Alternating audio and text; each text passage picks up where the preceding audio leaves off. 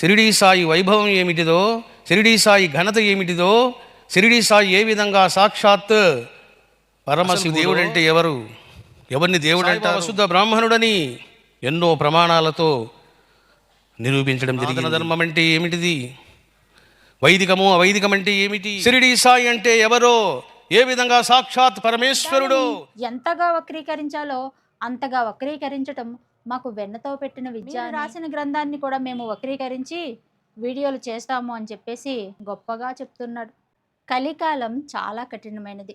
ఈ కాలంలో సత్యం కంటే కూడా అసత్యానికే విలువ ఎక్కువ, మంచి కంటే చెడుకే బలం ఎక్కువ. మరి కాలం ఏదైనా మారనిది కర్మఫలం. మనం చేసిన కర్మలకు ఫలితాన్ని అనుభవించే తీరాలి. 10 సంవత్సరాల క్రితం ఒక పీఠాధిపతి బాబాను దైవం కాదని విమర్శించాడు. మళ్ళీ ఇప్పుడు బాబా వారి మీద బాబా దైవం కాదని, బాబా ఒక ముస్లిం అని విమర్శలు చేస్తూ, బాబా వారిపై అసత్య ఆరోపణలు చేస్తూ, బాబా భక్తులను బాబా భక్తికి దూరం చేస్తూ, ప్రజల్లో శాంతి భద్రతలకు భంగం కలిగిస్తూ, మత విద్వేషాలను రెచ్చగొడుతూ, హిందువులకు మధ్య చిచ్చు పెట్టే ప్రయత్నం చేస్తున్నారు. ఎవరు ఏ దైవాన్ని ఆరాధించాలో అది వారి వ్యక్తిగతం, వారి భక్తి వారిది. ఒకరి భక్తిలో ఇంకొకరు జోక్యం చేసుకోకూడదు. ఒకరు రాముణ్ణి ఇష్టపడి రాముణ్ణి ఎక్కువగా ఆరాధించవచ్చు, మరొకరు కృష్ణుణ్ణి ఎక్కువగా ఆరాధించవచ్చు, ఇంకొకరు శివుణ్ణి ఎక్కువగా ఆరాధించవచ్చు, మరొకరు అమ్మవారిని ఎక్కువగా ఆరాధించవచ్చు. మనం అనేక రూపాలలో ఎవరిని ఆరాధించినా అన్ని రూపాలలో ఉన్న దైవం ఒక్కడే. హిందూ ధర్మ పరిరక్షణ, సనాతన ధర్మ పరిరక్షణ అనుకుంటూ హిందువులలో ఐక్యత లేకుండా ఇలా గొడవలు పడుతుంటే మనల్ని చూసి పరమతం వాళ్ళు నవ్వుకుంటున్నారు, హేళనగా మాట్లాడుకుంటున్నారు. హిందువులారా, ఒక్కసారి ఆలోచించండి, మనం చేస్తున్నది కరెక్టేనా?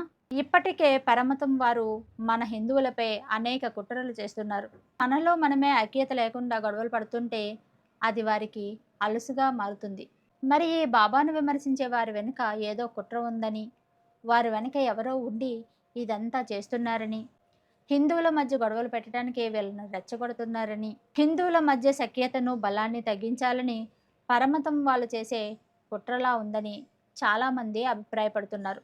కాదు, ఇది కుట్ర కాదు, పన్నాగమేమీ కాదు, పాపం వారికి బాబా పట్ల అవగాహన లేదు, బాబా గురించి వారు తెలియక అలా మాట్లాడుతున్నారు అని అనుకుందామంటే వీళ్ళ బిహేవియర్ చూస్తుంటే అలా అనిపించటం లేదు. ఎందుకంటున్నానంటే, నా గురువైన రమణానంద మహర్షి వారు బాబాపై ఉన్న సందేహాలన్నిటికీ నేను సమాధానం చెప్తానని, శతప్రశ్న శరసంధానం అనే గ్రంథాన్ని రచిస్తున్నానని, ఎవరికైతే బాబా గురించి సందేహాలు ఉన్నాయో అవన్నిటికీ సమాధానం దొరుకుతుందని, భావితరాల వారికి ఈ గ్రంథం బాబా వారి గురించి తెలియజేస్తుందని, త్వరలోనే ఈ గ్రంథాన్ని ఆవిష్కరిస్తానని, ఇది గొడవలు పడటం కాదని, మీ సందేహాలకు సమాధానమని, ఎవరైనా సరే పీఠానికి వచ్చి మీ సందేహాలను అడిగితే 1 గంట కాదు 10 గంటలైనా ఆగకుండా మీకు సమాధానం చెప్తానని ప్రకటన చేశారు. షిరిడీ సాయినాథునిపై గల సర్వ అపోహలను, అసత్య ఆరోపణలను పటాపంచలు చేసేటువంటి దైవ సేవా కార్యక్రమము శతప్రశ్న శరసంధానము. అంటే 100 ప్రశ్నలు నేనే అడుగుతాను, 100 ప్రశ్నలకు సమాధానం నేనే చెప్తాను. ఈ విధంగా ప్రశ్న సమాధానం చెబుతూ షిరిడీ సాయినాథుని యొక్క సత్య జ్ఞానామృతం ఏమిటిదో, సుజ్ఞానం ఏమిటిదో, షిరిడీ సాయి వైభవం ఏమిటిదో, షిరిడీ సాయి ఘనత ఏమిటిదో, షిరిడీ సాయి ఏ విధంగా సాక్షాత్ పరమశివుడో, ఎందుకు ఈ కలియుగమునకు అవతరించాడో, సర్వమతాల సామరస్యాన్ని కలిగించడానికి ఎందుకు రావలసి వచ్చిందో 100 క్వశ్చన్స్లో 100 సమాధానాలు ఇచ్చాను. అసలు దేవుడు అంటే ఎవరు, ఎవరిని దేవుడు అంటారు, దేవుని లక్షణములు ఏమిటి. ఇక 2వ విభాగము సాయిబాబా ముస్లిం అని ఏ విధంగా చెబుతారు, సాయిబాబా శుద్ధ బ్రాహ్మణుడని ఎన్నో ప్రమాణాలతో నిరూపించడం జరిగింది. ఇక 3వ విభాగములో సిద్ధ గురువులు, సిద్ధులు, సిద్ధ పురుషులు, అవధూతలు ఎందుకు బాబావారిని కీర్తించారు, ఏమిటా అనే ఒక ప్రత్యేకత, విశిష్టత అని చెప్పాను. ఇక 4వ దాంట్లో సనాతన ధర్మం అంటే ఏమిటిది, వైదికము అవైదికం అంటే ఏమిటి? లోకములో జరుగుతున్నది వైదికమా అవైదికమా? బాబా ఒక వైదికానికే పరిమితమా, అవైదికానికి పరిమితము కాదా? వైదికాలను ఆయన సమన్వయం చేస్తారు అని 4వ విభాగములో వివరించడము జరిగింది. నోరుంది కదా అని, ఎవడో డబ్బులు ఇచ్చాడు కదా అని, ఎవడో శాసించాడు కదా అని, నా వెనకాల చాలామంది ఉన్నారు కదా అని ధర్మాన్ని విడిచి ప్రలోభాలకు లోనై బాబా వారిని అనుచిత వ్యాఖ్యలు చేస్తే లోకములో ఎవ్వరు సాయి భక్తులు సహించరు. ఒక పిల్లవానికి తల్లి ఏ విధంగా చెబుతుందో, ఎలాంటి విమర్శలు లేకుండా, ఎలాంటి దూషణ లేకుండా, ఎలాంటి ద్వేషము లేకుండా సాయి వైభవాన్ని శుద్ధ మనసుతో శుద్ధ బుద్ధితో 100 క్వశ్చన్స్లో రచన చేశాను. షిరిడీ సాయిబాబా అంటే సాయి భక్తులకు మాత్రమే తెలుసు. షిరిడీ సాయి అంటే ఎవరో, ఏ విధంగా సాక్షాత్ పరమేశ్వరుడో యావత్ లోకానికి నిరూపించే బ్రహ్మాస్త్రమే. 100 ప్రశ్నలు 100 సమాధానాలు. అది అద్భుతమైనటువంటి భావి తరాలకు ఉపయోగపడేటువంటి ఒక ప్రామాణికమైనటువంటి మహద్గ్రంథం అవుతుంది అది. మరి సాయిబాబా ఏం చేశాడు? యావత్ లోకానికి విశ్వరూప సందర్శనం చేయించాడు. చూశారా?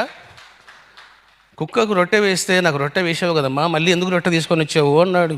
ఏ దేవుడయ్యా చెప్పాడు అట్లా? పందికి ఆహారం ఇస్తే నాకు కడుపు నింపావు కదమ్మా అన్నాడు బాబా. ఏ గురువు చెప్పాడయ్యా అట్లా? సలసలగాగే నీటిలో చెయ్యి పెట్టి తిప్పాడు. ఏ గురువు అలా చేశాడు? షిరిడీ సాయిబా మీద రచించినటువంటి జీవిత చరిత్రలో ఒక్క కల్పితమైన కథనైనా ఎవడైనా చూపగలడా? చూపలేరు. అటువంటి చరిత్ర షిరిడీ సాయిబాబా చరిత్ర అంటే.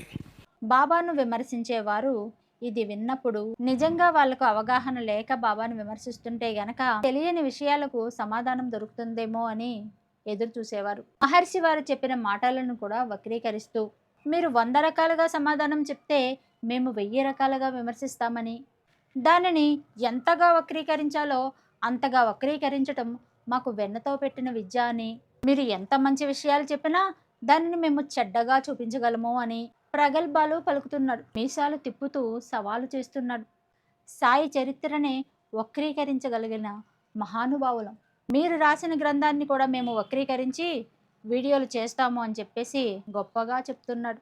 ఎంతోమంది గురువుగా దైవంగా ఆరాధిస్తున్న మహర్షి వారిని విమర్శిస్తూ, మహర్షి వారిని ఏకవచనంతో పిలుస్తూ వెటకారంగా వీడియో చేసి పెట్టాడు.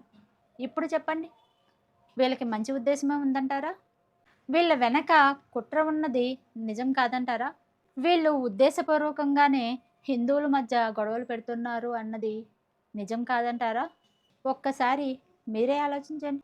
ఈ విషయం పక్కన పెడితే మనం సంతోషించవలసిన విషయం ఏమిటి అంటే, రమణానంద మహర్షి వారు బాబా గురించి శతప్రశ్న శరసంధానం అనే గ్రంథాన్ని రాస్తున్నారు. దాని ద్వారా మనము బాబా యొక్క తత్వం ఏమిటి, వైభవం ఏమిటి, ఆయన యొక్క ఘనత ఏమిటో తెలుసుకోబోతున్నాం. మరొక వీడియోతో మళ్ళీ కలుసుకుందాం. జై గురుదేవ.